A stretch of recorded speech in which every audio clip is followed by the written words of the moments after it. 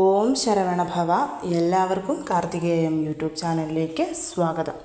നാളെ സ്കന്ദഷഷ്ഠി 6 ദിവസത്തെ വ്രതം ആരംഭിക്കുന്ന ദിവസമാണ്. നാളെ മുതൽ ഒക്ടോബർ 27-ാം തീയതി വരെ 6 ദിവസം. പിറ്റേന്ന് ഒക്ടോബർ 28-ന് തിരുക്കല്യാണത്തോടു കൂടിയിട്ടാണ് നമ്മൾ ഭഗവാന്റെ സ്കന്ദഷഷ്ഠി വ്രതം അവസാനിപ്പിക്കുന്നത്. എങ്ങനെയാണ് വ്രതം അവസാനിപ്പിക്കേണ്ടതെന്നുള്ളത് ഒരുപാട് പേർക്ക് സംശയമുണ്ട്. നമ്മൾ ഒക്ടോബർ 27-ന് സ്കന്ദഷഷ്ഠിയുടെ അന്ന് നിങ്ങൾക്ക് എങ്ങനെയാണോ എല്ലാ ദിവസവും വ്രതമെടുത്തത് അതേപോലെ വ്രതമെടുത്ത് ഭഗവാന് വെച്ച നിവേദ്യമൊക്കെ കഴിക്കാം. അന്ന് വ്രതം അവസാനിപ്പിക്കുന്നതിനേക്കാൾ പിറ്റേന്ന് തിരുക്കല്യാണത്തോടുകൂടി വ്രതം അവസാനിപ്പിക്കുന്നതാണ് നല്ലത്. അന്ന് വൈകിട്ടും ഭഗവാന് ദീപമൊക്കെ കൊളുത്തി വെച്ച് നിവേദ്യവും സമർപ്പിച്ച് വ്രതം നിങ്ങൾക്ക് അവസാനിപ്പിക്കാവുന്നതാണ്. ക്ഷേത്രത്തിൽ പോകുന്നവരാണെങ്കിൽ അവിടുത്തെ തീർത്ഥം കുടിച്ച് വ്രതം അവസാനിപ്പിച്ചാൽ മതിയാവും. ഒക്ടോബർ 27-ന് തന്നെ അവസാനിപ്പിക്കട്ടെ, അതിൽ വല്ല കുഴപ്പമുണ്ടോയെന്ന് ഒരുപാട് പേര് ചോദിച്ചു. അന്ന് ഭഗവാൻ ശൂരപത്മനെ വധിച്ചിട്ട് ആ ഒരു ദേഷ്യഭാവത്തിലിരിക്കുന്ന ദിവസമാണ്. അതിനേക്കാൾ നല്ലത് തിരുക്കല്യാണത്തിൻ്റെ അന്ന് ഭഗവാൻ വിവാഹം കഴിച്ച് വളരെയധികം സന്തോഷമായിട്ടിരിക്കുന്ന ആ ഒരു സമയത്ത് നമ്മൾ ഈ വ്രതം അവസാനിപ്പിക്കുന്നതാണ് നല്ലത്. ആ രീതി പിന്തുടരാൻ സാധിക്കുന്നില്ല നിങ്ങൾക്കെങ്കിൽ നിങ്ങൾക്ക് സ്കന്ദഷഷ്ഠിയുടെ അന്ന് തന്നെ ക്ഷേത്രത്തിൽ പോയോ വീട്ടിലോ തീർത്ഥം കുടിച്ച് വ്രതം അവസാനിപ്പിക്കാവുന്നതാണ്. അതിലും തെറ്റുകളൊന്നും തന്നെയില്ല. ഇന്ന് ഞാൻ നിങ്ങളുമായിട്ട് പങ്കുവയ്ക്കുന്നത് ഒരു മന്ത്രം, അതായത് ഈ ഒരു 6 ദിവസവും നിങ്ങൾ ഭഗവാന് ചൊല്ലി സമർപ്പിക്കേണ്ടുന്ന ഒരു മന്ത്രമാണ് പറയുന്നത്. 6 ദിവസം സ്കന്ദഷഷ്ഠി വ്രതം നമ്മൾ ചൊല്ലുന്നതിനെക്കുറിച്ച് ഞാൻ ഓൾറെഡി നിങ്ങൾക്ക് പറഞ്ഞു തന്നിട്ടുണ്ട്. അത് ചൊല്ലാൻ സാധിക്കാത്തവർക്ക്, കാരണം കുറച്ച് പേരൊക്കെ ജോലിക്ക് പോകുന്നത് കൊണ്ട് സമയമില്ല, ഞങ്ങളുടെ സമയത്തിനനുസരിച്ചുള്ള എന്തെങ്കിലും ഒരു മന്ത്രം പറഞ്ഞു തരുമോ എന്ന് ചോദിച്ചത് കൊണ്ടാണ് ഈ ഒരു കാര്യം ഞാൻ പറയുന്നത്. അതായത് നിങ്ങൾ ചെയ്യേണ്ടത് മറ്റൊന്നുമല്ല, വളരെയധികം പവർഫുള്ളായിട്ടുള്ള ഭഗവാന്റെ മന്ത്രം. ഇത് ചൊല്ലി ഒരുപാട് പേർക്ക് ഫലം കിട്ടിയിട്ടുണ്ട്. ആ കമൻറ്റ്സ് ഞാനിവിടെ അറ്റാച്ച് ചെയ്തേക്കാം.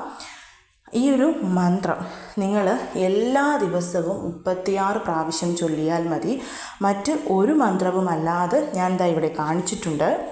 ശരഹണഭവ രഹണഭവശ ഹണഭവശര നഭവശരഹ ഭവശരഹണ വശരഹണഭ.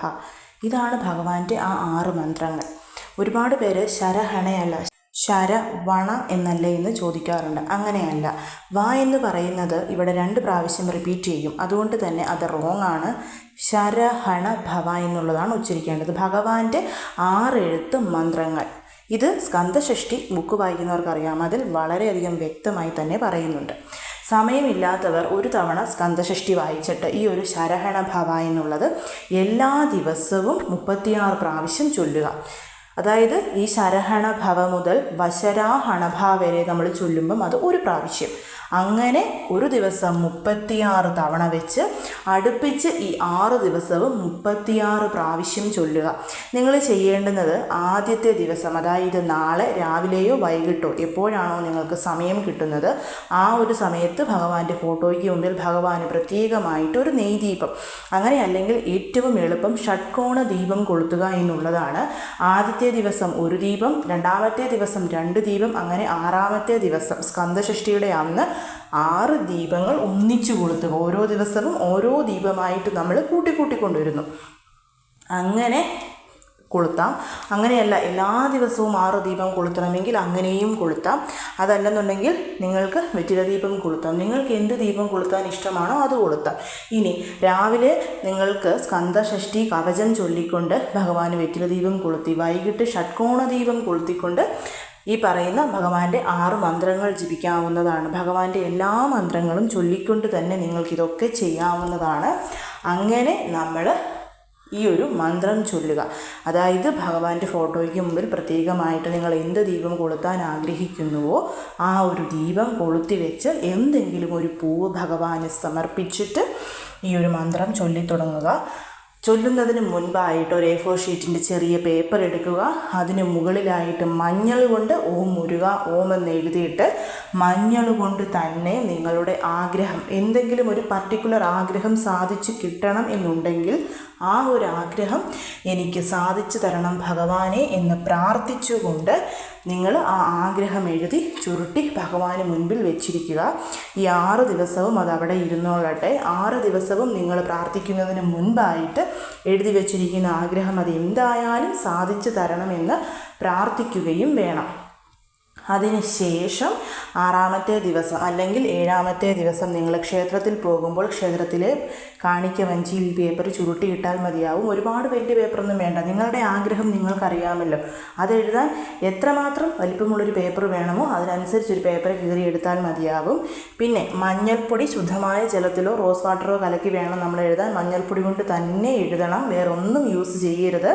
നിങ്ങൾക്ക് നിങ്ങളുടെ മോതിരവിരൽ കൊണ്ട് എഴുതാം, വലത്തെ കയ്യിൽ. അങ്ങനെ അല്ലെങ്കിൽ ഇയർബഡ്സ് ഉണ്ടല്ലോ, അതെടുത്തിട്ട് അത് മുക്കിയാണെങ്കിലും എഴുതിയാൽ മതി. എങ്ങനെ എഴുതണം എന്നുള്ളത് നിങ്ങൾക്ക് തന്നെ തീരുമാനിക്കാം. ഈ ഒരു മന്ത്രം നിങ്ങളുടെ ആഗ്രഹത്തെ എങ്ങനെയാണെങ്കിലും നിങ്ങളിലോട്ട് കൊണ്ടുവന്ന് തന്നിരിക്കും. അപ്പോൾ നാളെ മുതൽ നമ്മൾ വ്രതമെടുത്ത് തുടങ്ങുകയാണ്. ഭഗവാൻ നിങ്ങളുടെ കൂടെ തന്നെ ഉണ്ടാകും. ഭഗവാൻ തീർച്ചയായിട്ടും നിങ്ങളെ അനുഗ്രഹിച്ചിരിക്കും. കുറച്ച് പേരൊക്കെ ഇന്നല്ലേ വ്രതം എടുത്ത് തുടങ്ങേണ്ടതെന്നൊരു സംശയം ചോദിച്ചിരുന്നു. ഇന്ന് അമാവാസി തിഥി വൈകിട്ട് 5:30 വരെയുണ്ട്. പ്രഥമ തിഥി രാവിലെയുള്ള സമയം മുതൽ നമുക്ക് വ്രതം എടുത്ത് തുടങ്ങാം.